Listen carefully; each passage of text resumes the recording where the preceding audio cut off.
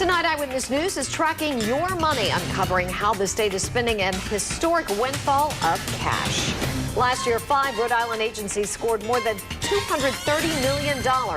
Our take for helping an international investigation into tech giant Google.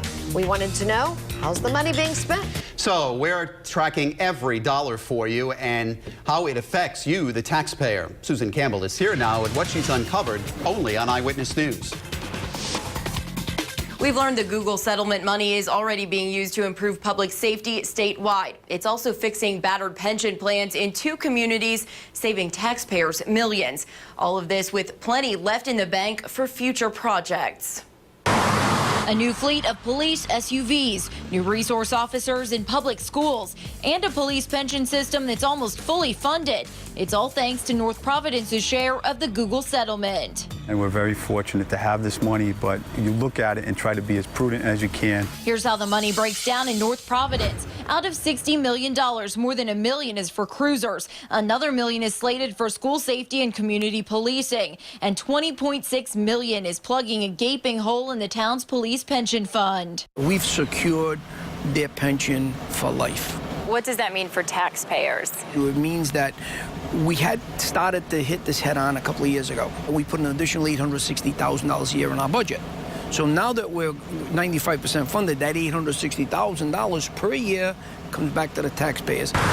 Here in East Providence, the police department had the same idea for its share of the Google money. Nearly $50 million is going to the city's failing police pension fund, taking a major burden off of taxpayers' shoulders. Another $1.7 million is for new cruisers, leaving just over $8 million for future projects. We can become much more efficient. At the Attorney General's office, most of the Google money is still in the bank. Out of its $60 million, the agency has only spent about $3 million. The majority of that to upgrade software for a criminal history database. We'll have almost instantaneous reporting to the AG's office and hopefully solve crimes quicker.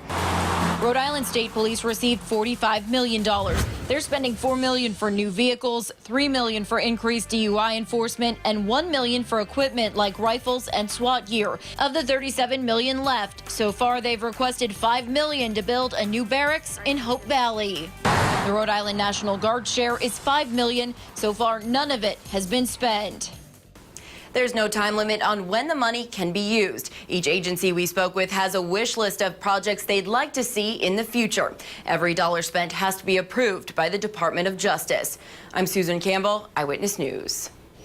You can track the Google money for yourself by heading over to our website, see what's been spent so far and what the funds have been used for. And of course, we'll update our charts when new projects are approved. It's all online right now at WPRI.com.